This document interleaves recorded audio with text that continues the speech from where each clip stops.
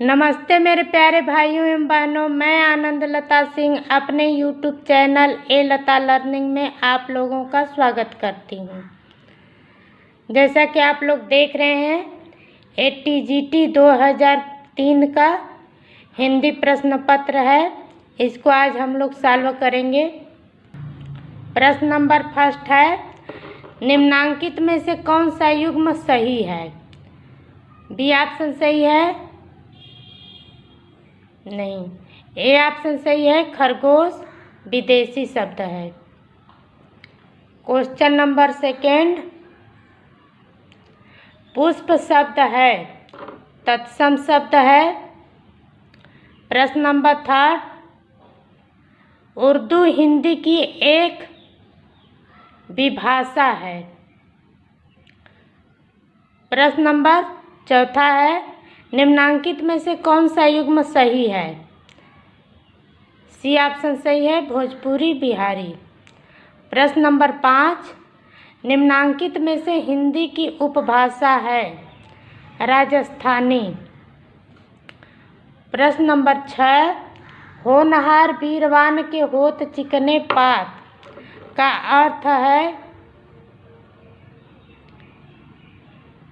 महत्ता के लक्षण बचपन से ही प्रकट होने लगते हैं। प्रश्न नंबर 7, जहर का घूंट पीना का अर्थ है क्रोध रोकना। प्रश्न नंबर 8, विलोम शब्द की दृष्टि से सही युग्म चुने। सुधा गरल, डी ऑप्शन सही है। प्रश्न नंबर 9, निम्नांकित शब्दों में से कौन शब्द सूर्य का पर्यायवाची नहीं है? सी ऑप्शन सही है, खग।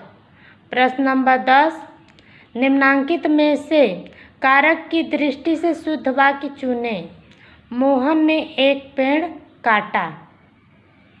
प्रश्न नंबर 11, निम्नांकित युग्मों में से सही विकल्प चुने। डी ऑप्शन सही है, थकान स्त्रीलिंग। प्रश्न नंबर 12, निम्नांकित में से कौन सा शब्द वर्तनी की दृष्टि से अशुद्ध है? कनिष्ठ, कनिष्ठ रहेगा। प्रश्न नंबर 13, निम्नांकित में से कौन सा युग्म सही नहीं है? उ विपरीत। प्रश्न नंबर 14, सूरदास ने वात्सल्य और श्रृंगार का कोना कोना झांक डाला है, यह निम्नलिखित समीक्षकों में से किसका कथन है? आचार्य रामचंद्र शुक्ल का है। प्रश्न नंबर 15, महावीर महाकवि भूषण निम्नलिखित में से किस प्रकार के काव्य के लिए विख्यात हैं? वीर भावात्मक काव्य के लिए। सी ऑप्शन सही है। क्वेश्चन नंबर 16, द्विवेदी युग किसके नाम पर रखा गया है? महावीर प्रसाद द्विवेदी के नाम पर। प्रश्न नंबर 17, अज्ञात सत्ता के प्रति जिज्ञासा, नारी के प्रति आकर्षण, प्रकृति के प्रति नूतन दृष्टिकोण और सांस्कृतिक भावना, ये विशेषताएं निम्न में से किस युग से संबद्ध हैं? ये छायावादी युग से हैं। मैंने इन सब के पहले ही वीडियो बनाए हुए हैं भाइयों बहनों, सभी काल की विशेषताओं पर और उनकी पंक्तियाँ और उनके क्वेश्चन आंसर। सभी वीडियो जरूर देखिएगा आप लोग, बहुत ही उपयोगी हैं। प्रश्न नंबर 18, उपयोगवादी कविता के पुरोधा कौन हैं? अज्ञे जी। प्रयोगवादी कविता के पुरोधा अज्ञे जी हैं। प्रश्न नंबर 19, हिंदी में प्रगतिवादी काव्य धारा की शुरुआत कब से हुई है? 1936 से। प्रश्न नंबर 20, हिंदी गद्य साहित्य में निबंधों की शुरुआत निम्न में से किस युग से मान्य है? भारतेंदु युग से। प्रश्न नंबर 21, निषाद बांसुरी और विषाद युग निम्न में से किसके निबंध हैं? कुबेरनाथ राय के। प्रश्न नंबर 22, नीड़ का निर्माण फिर किसकी रचना है? हरिवंश राय बच्चन की। प्रश्न नंबर 23, जिसकी रज में लोट लोट कर बड़े हुए हैं, घुटनों के बल सरक सरक कर खड़े हुए हैं, परमहंस सम बाल्यकाल में सब सुख पाए, जिसके कारण धूल भरे हीरे कहलाए। उपर्युक्त पंक्तियों में कौन सा छंद है? रोला छंद है। प्रश्न नंबर 24, जिस छंद के प्रथम एवं तृतीय चरण में 12-12 मात्राएं तथा द्वितीय एवं चतुर्थ चरण में 7-7 मात्राएं होती हैं, उसे कहते हैं बरवे। प्रश्न नंबर 25, जिस रचना के विभिन्न छंदों में किसी प्रकार की विचारधारा या कथा धारा या श्रृंखला न पाई जाए और प्रत्येक छंद स्वतः पूर्ण और निरपेक्ष हो, उसे कहते हैं मुक्तक।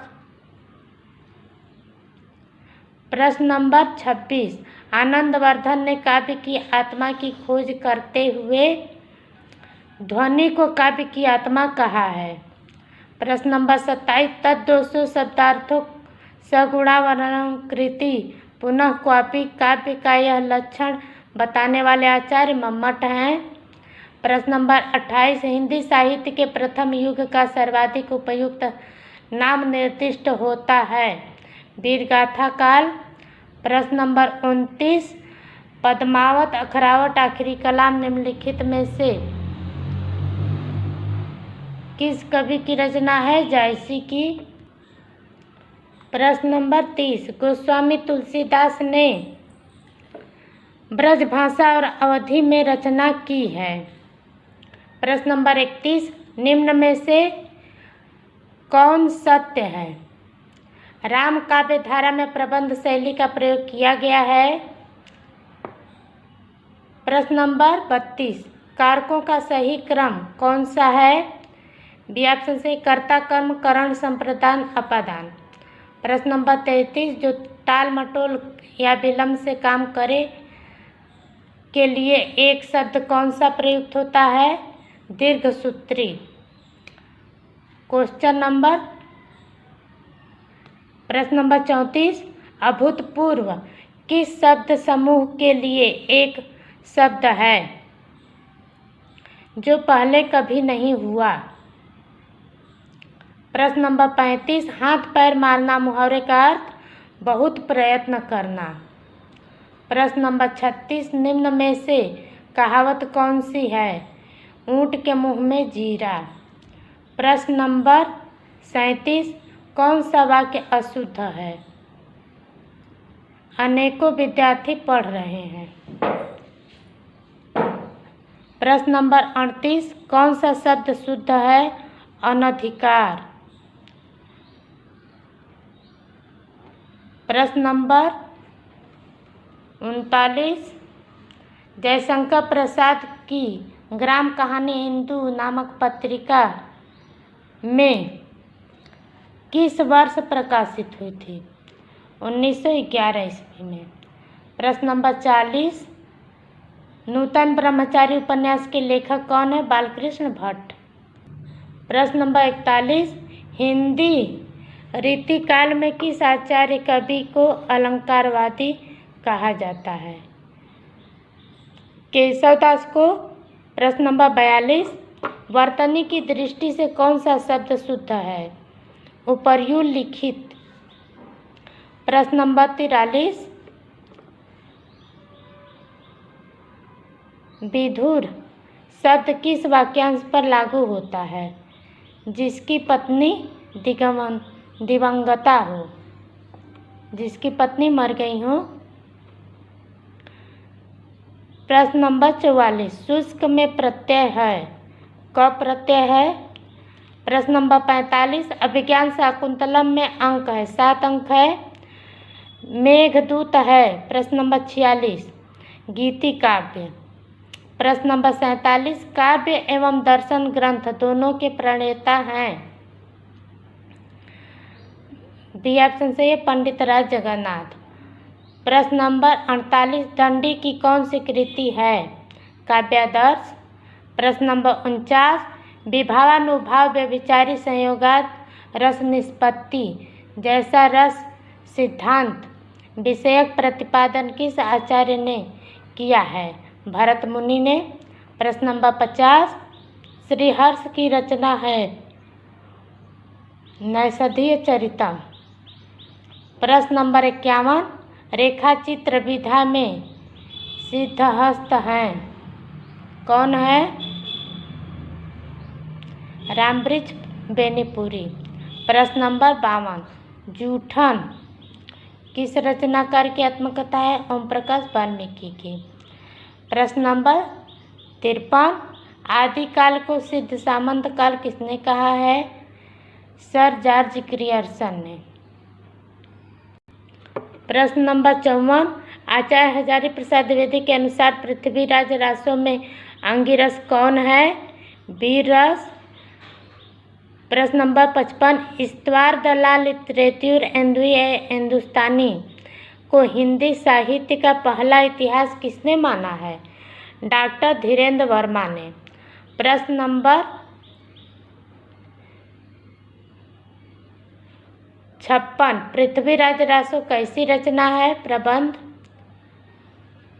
प्रश्न नंबर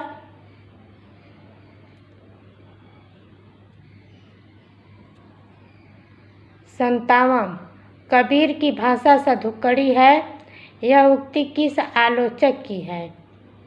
श्याम सुंदर दास की। प्रश्न नंबर 58, सूरदास का जन्म स्थान निम्नांकित में से कौन सा है? रुनकता। प्रश्न नंबर 59, संतन को कहाँ सिकरी सो काम? कुंभन दास। 60, भंवर गीत किसकी रचना है? नंददास की। प्रश्न नंबर 61, संस्कृत कवियों में अर्थ गौरव के लिए प्रसिद्ध है भारवी। प्रश्न नंबर 62, अलंकार शास्त्र एवं काव्य दोनों के रचयिता हैं राजशेखर। प्रश्न नंबर 63, स्तु स्तुना स्तु सूत्र का उदाहरण है सचित। प्रश्न नंबर 64, गंगे प्लस अभू की संधि है गंगे अभू। प्रश्न नंबर 65, काव्यम रसात्मक वाक्यम रसात्मक काव्यम के प्रवर्तक हैं विश्वनाथ कविराज। प्रश्न नंबर 66, कृष्णस्य समीपम उपकृष्णम में कौन सा समास है? अव्ययी भाव समास है। प्रश्न नंबर 67, शिवस प्लस अर्च की संधि है शिव अर्च। प्रश्न नंबर 68, लघु सिद्धांत कौमुदी के अनुसार समासों की संख्या है 5। प्रश्न नंबर 69, सह पुस्तके पठती वाक्य में पुस्तके की विभक्ति है सप्तमी। प्रश्न नंबर 70, इदम न मम किसका उपन्यास है? मैत्रेयी पुष्पा का। प्रश्न नंबर 71, वर्णिक छंदों में गुरु लघु क्रम से वर्णों की व्यवस्था एवं गणना के लिए 3-3 वर्णों के कितने गण होते हैं? 8। प्रश्न नंबर 72, कान्हा का तत्सम रूप क्या है? कृष्ण। प्रश्न नंबर 73, छत्तीसगढ़ी किस वर्ग की बोली है? पूर्वी हिंदी की। प्रश्न नंबर 74, पंकज शब्द किस प्रकार का है? योगरूढ़। प्रश्न नंबर 75, कौन सा शब्द कमल का पर्यायवाची है? नीरज। प्रश्न नंबर 76, संज्ञा या सर्वनाम के उस रूप को क्या कहते हैं जो वाक्य के अन्य शब्दों और विशेषता क्रिया से अपना संबंध प्रकट करता है? लिंग। प्रश्न नंबर 77, कौन सी पत्रिका भारतेंदु युग की है? आनंद कादम्बिनी। प्रश्न नंबर 78, औचित्य संप्रदाय के प्रवर्तक हैं क्षेमेंद्र। प्रश्न नंबर 79, हरिगीतिका छंद में मात्राएं होती हैं 28। प्रश्न नंबर 80, मेरे राम का मुकुट भीग रहा है निबंध के लेखक कौन हैं? पंडित विद्यानिवास मिश्र। प्रश्न नंबर 81, लहरों के राजहंस किसका नाटक है? मोहन राकेश का। प्रश्न नंबर 82, मैला आंचल किस तरह का उपन्यास है? आंचलिक। प्रश्न नंबर 83, मार्क्सवादी समीक्षा पद्धति को अन्य की समीक्षा पद्धति के नाम से जानते हैं? किसके नाम से जानते हैं?